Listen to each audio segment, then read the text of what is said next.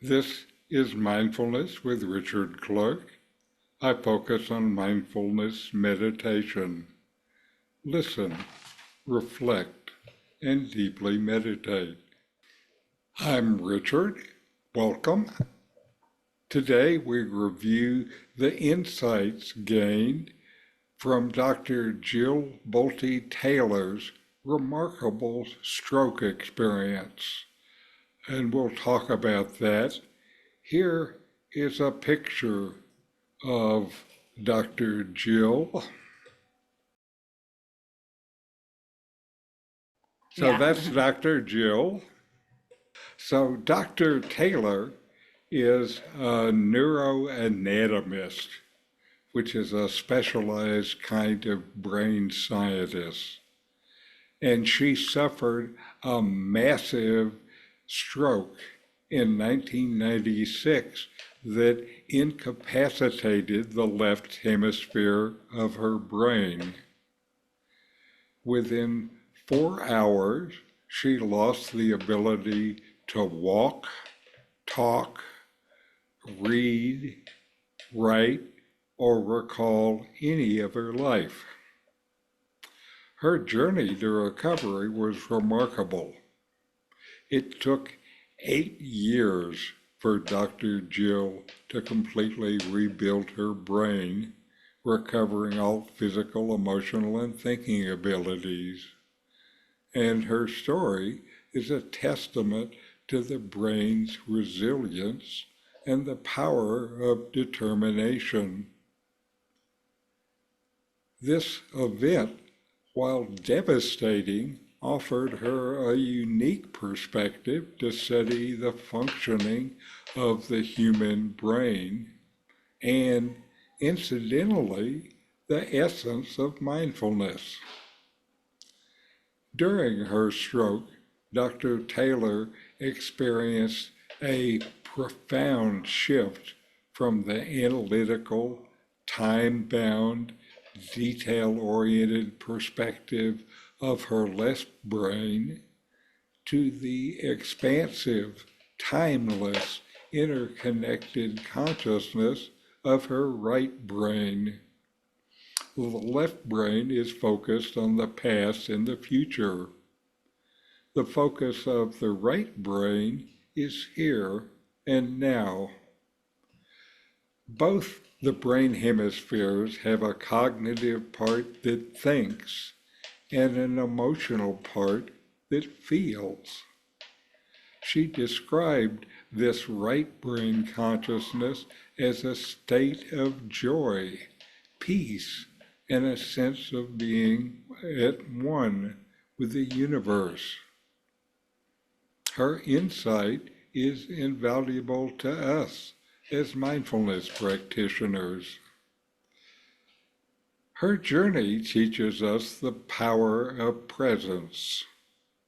When the left brain's chatter quiets, we can tap in to the right brain's ability to experience the present moment fully.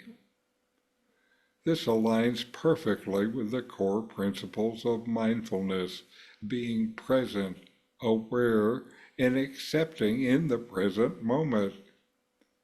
When we do this, we shift our focus to the right brain and away from the left.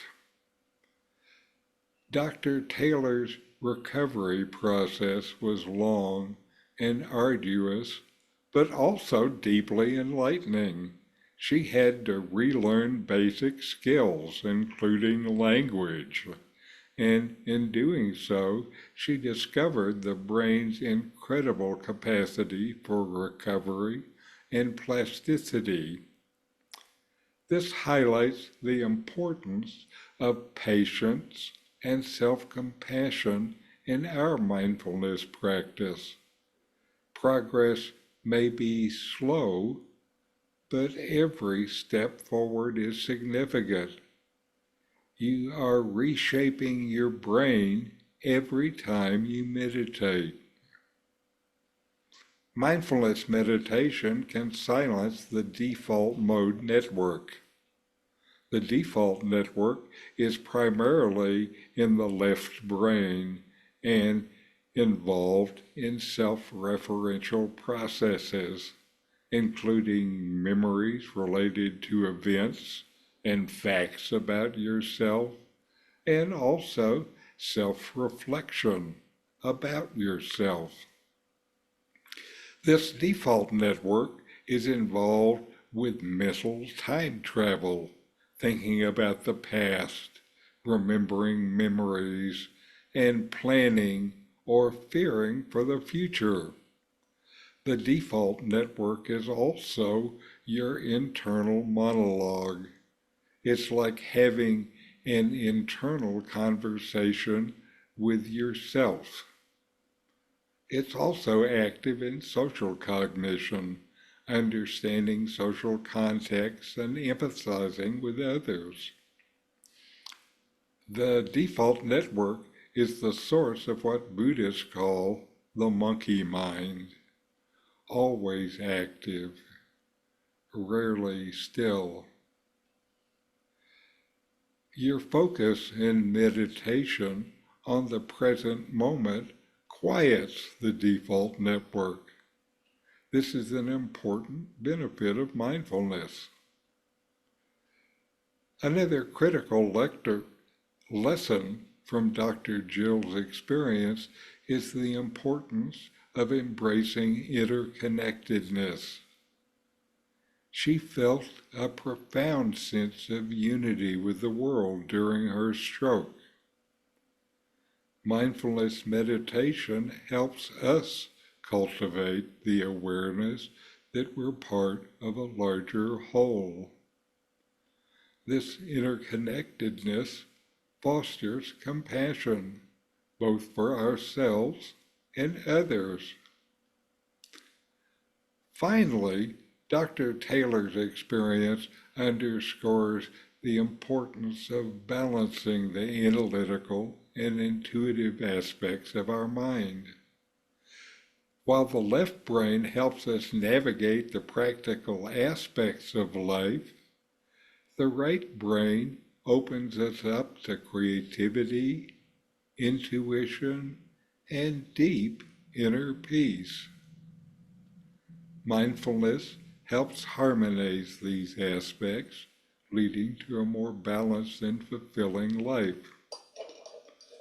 So let's carry these lessons into our practice by being present, patient, compassionate, and balanced. We enrich our life experience and can access the profound peace and interconnectedness that Dr. Taylor describes. So now I want to do a guided mindfulness meditation that deals with some of these things from Dr. Taylor. Find a comfortable position. Gently close your eyes and take a deep breath in and slowly exhale.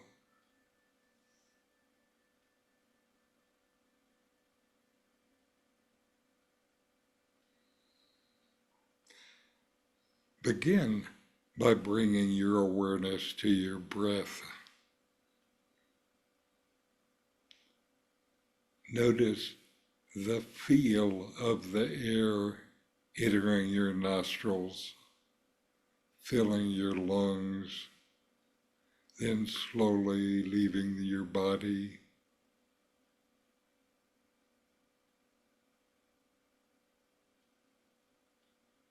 Let each breath anchor you to the present moment as you follow it through the cycle in and out.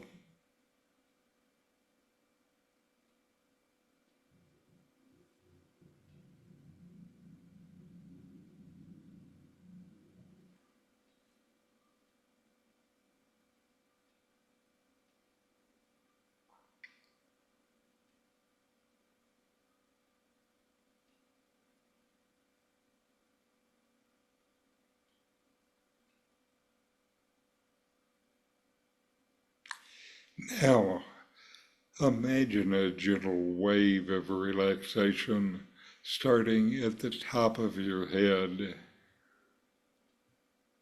slowly moving down to your shoulders, your arms, your torso,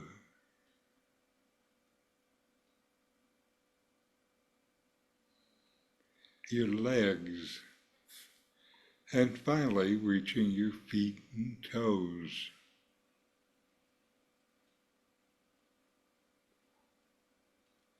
With each breath, feel this wave washing away any tension or stress.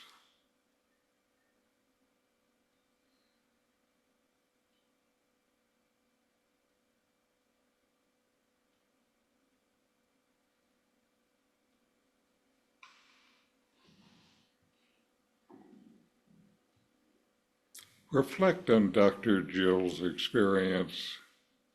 As you breathe in, imagine drawing in the sense of peace and interconnectedness that she describes.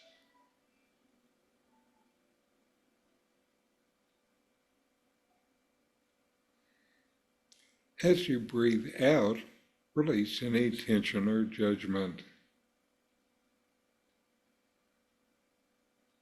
Embrace this present moment with curiosity and openness.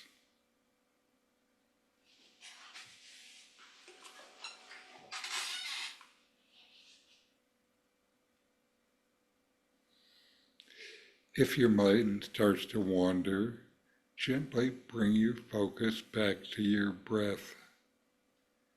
Remember, mindfulness is about being present and accepting whatever arises without judgment, not even judging yourself for the wandering mind.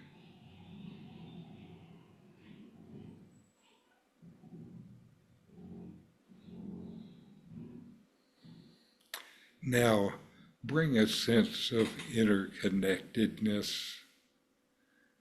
Visualize yourself. Feel yourself as part of a vast, interconnected web of life and existence.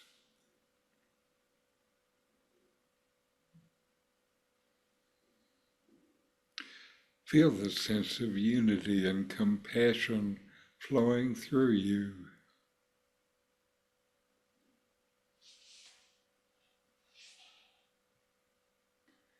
Let this feeling of oneness deepen with each breath.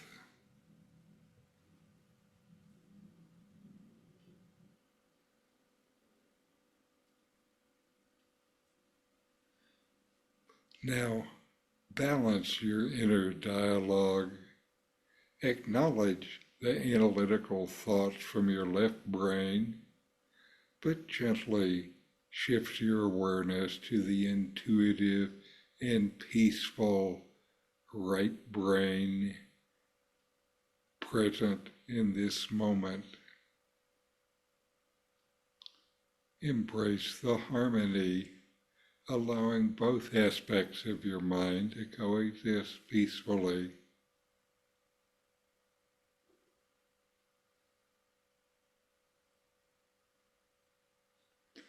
Stay with these feelings for a few more moments.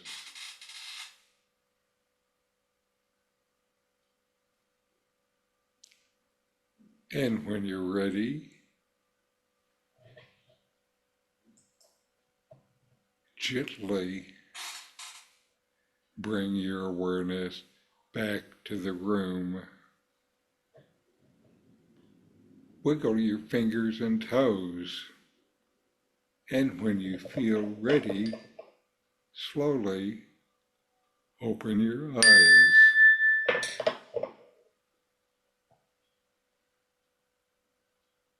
And so carry this sense of presence, peace and interconnectedness with you throughout your day. Thank you for practicing together. So, how was your meditation last week, Barley? I've got to get.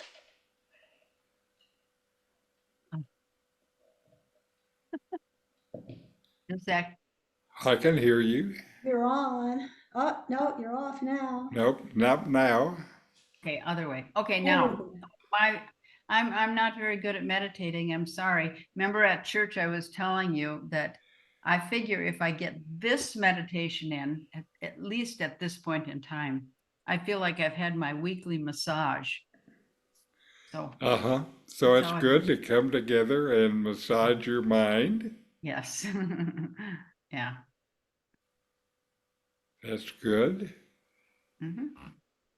Now, Doug, how's your meditation been these last months? Have you been maintaining any kind of daily practice? Not really. Can you guys see me? Yes. I can't see me. We can see Okay. you fine. Okay, good. Yeah, I really got away from it. But then recently I started thinking that I kind of missed it. And so I have been trying to meditate recently.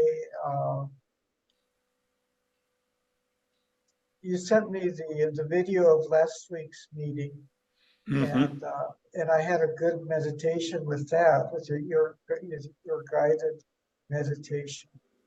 So I had a good meditation with that. And this morning on my walk, I tried meditating. I don't think I was real successful, but I tried it a bit. You know, talking about that Dr. Taylor, you know, I think I certainly am a left brain. It dominates in me. So it's always a struggle, the spiritual stuff and meditation to get away from the left brain thing. Yeah, I think that's important. And so it sounds like you're ready to, again, try to build a practice. Yes, I'm going to try to again, yes. That's good. And again, welcome back, and, you know, good to see you. How about you, Carol? Well, I was away all last week and didn't even think for a second about meditating. And so now I'm back, and this guided meditation we just did was fabulous. And sort of the ideas you present as a doctor, really interesting stuff. So thank you. Okay, very good. Very good. Again, I'm glad that we can be here for each other. Now we're going to listen to Dr. Joyce with a video entitled "The Choice We Make 1,000 Times a Day."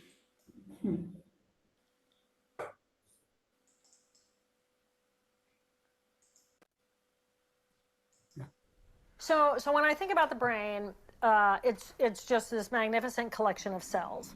So I divide it more into higher cognitive mind in my right brain, higher cognitive in my left brain, lower emotional right brain, lower emotional left brain. So I have these 4 different circuits, major circuits that we're dealing with. The higher cognitive mind in the right hemisphere is all about nurturing. It's open, it's expansive, it's collective whole, it is we-based, it is how do I bring the best of myself? How do you bring the best of yourself? How do we approach one another with curiosity? And how do we create something new? It's a beautiful way of living life. It's creative, it's innovative, it's open, it's just not fear-based. It's like, let's do it.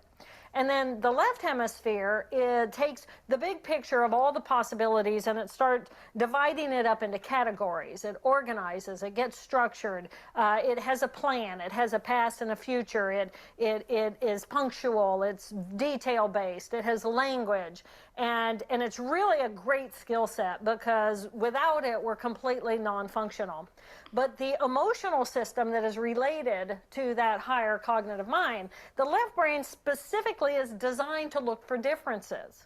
And if I look out into the world and I see differences, then what is my natural tendency? Do I move toward difference? Do I move toward obstacles? Do I move toward challenges? Or do I feel fear and respond negatively and push away from and say, this is this, and this is mine, and I am going to protect me and mine, but then there's that, and that looks different, it sounds different, speaks a different language, it's a different color, it's not mine, it's different. And then the right brain can come in and say, isn't that lovely? I can learn from what is different from me, because otherwise the left brain wants to get smaller and smaller and smaller, but the right brain wants to get more and more and more expansive. So if I see someone who looks different from me, it is my tendency in a room to go toward that person because I'm going to have an interesting new experience. I'm going to open up, I'm going to learn about different things, I'm open to the possibility, or my left brain is going to look at that person and say, not mine, doesn't feel safe, don't want anything to do about that. And then, if enough of us in the room are feeling that same way, then we become a we pack. And as soon as we become a we pack, and that's different, then it is, we are not going to be the right brain, kind and open and expansive and inviting and curious. We're going to be the we and they, and that is bad, and we are good, and we need to hurt that, or we need to get that away from us and push it away in one way or another. So it's circuitry. I mean, the bottom line here is that everything inside of our head is just circuits, and I have the ability to run my right higher cognition or my left higher cognition. I can look at the world at any situation and say, in this moment, it doesn't feel right to me, doesn't feel safe to me. Or I can look at the difference and say, that invites my curiosity. And I feel safe in my body, and I feel safe in who I am, and I want to grow. And then I think it's a matter of what choices do we have? And I think we have every choice. If I, in this moment, want to be open and expansive, I can choose to do that. And if I want to be more small and narrow, I can do that. And so I always then ask myself, how does it feel inside of my body when I am one way or the other? And when I am in my judgment, simply by the definition of judgment alone, I am separating myself from something that I am trying to push away. And the fact of the matter is, it is just what it is. And if I'm placing that negative judgment on it, that constricts me, and my stress level goes up, which is all cells saying, hey, now I'm really uncomfortable. My anxiety level goes up. I don't like that at all. I ask myself, what does it feel like inside of my body to be the mean part of me, or the judgmental part of me, or the harsh, separative part of me? What does that feel like for me to get smaller and smaller, versus what does it feel like inside of me to just relax and to be open to the possibilities of what this encounter could possibly be? I personally like the way being open and expansive feels. I like feeling like I'm safe in the world. And that's a choice. And that's a choice we all make 1,000 times a day. And that's generally my choice.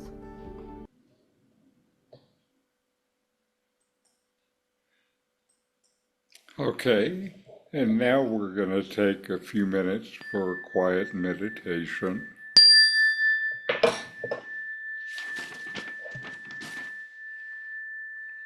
Mindfulness is present moment awareness, paying attention on purpose in the present moment, non-judgmentally. Fully receive whatever is experienced, then let it go.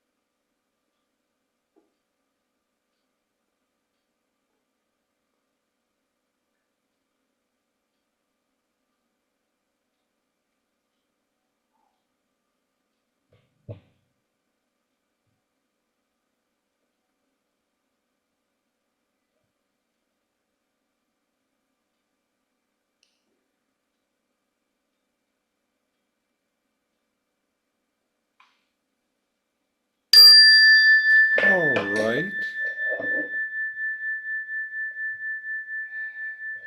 And let's close with our chant. Om.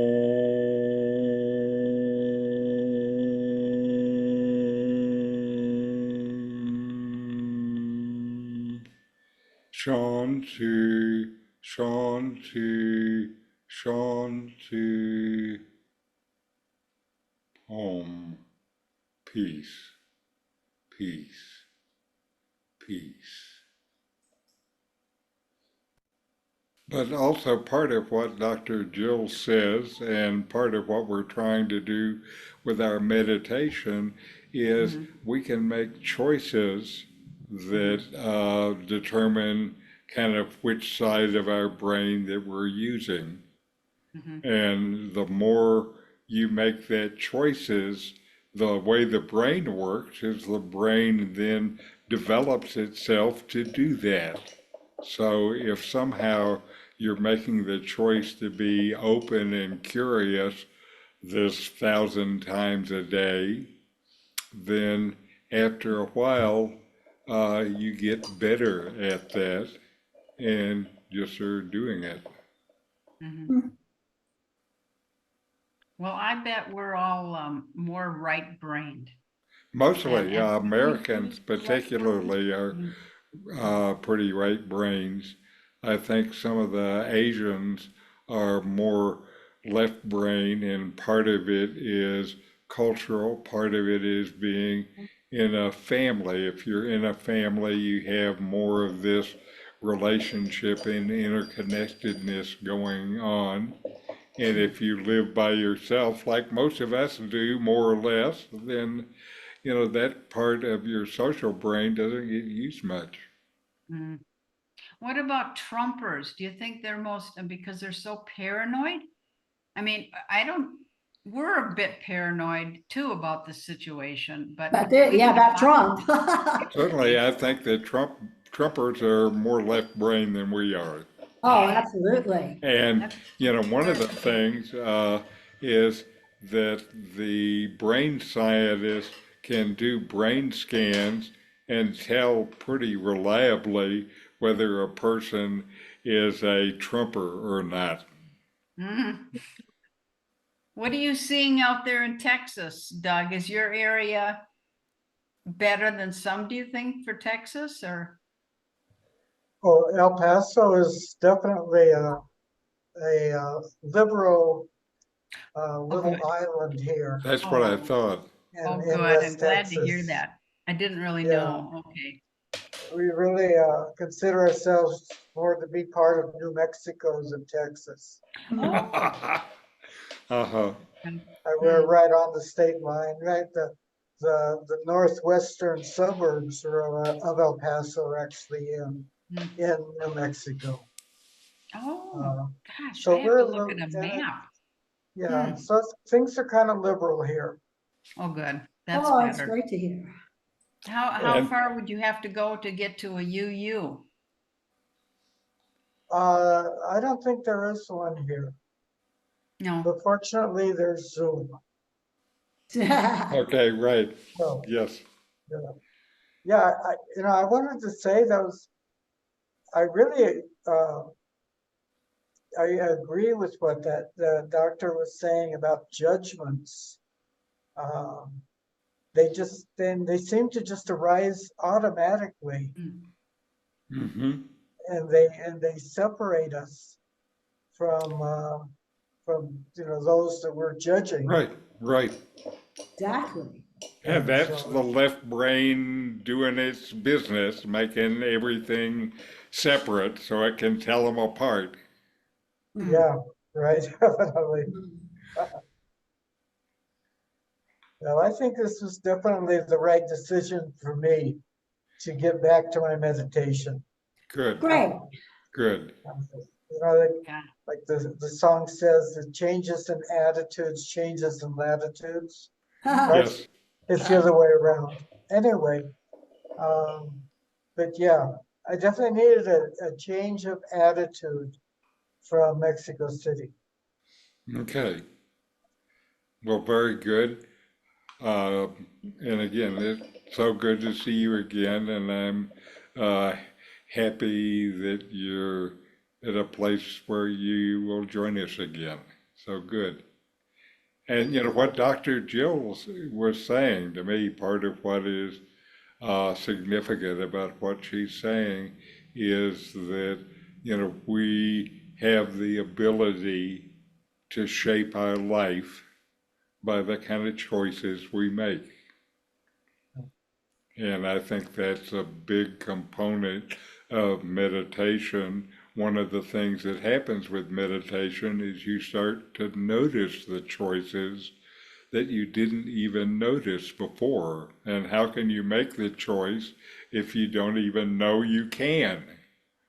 I think this might be a good UU presentation, Richard, with this video and Yeah, absolutely. Uh-huh. whenever. Anyway, good to Okay. see you. Have good meditation, and we'll see you next week. Okay. Thank you very Thank much. you. It was good. Okay, thank you. You want deeper meditation, more peace, more happiness. Subscribe now to continue to find ways to get more from your meditation.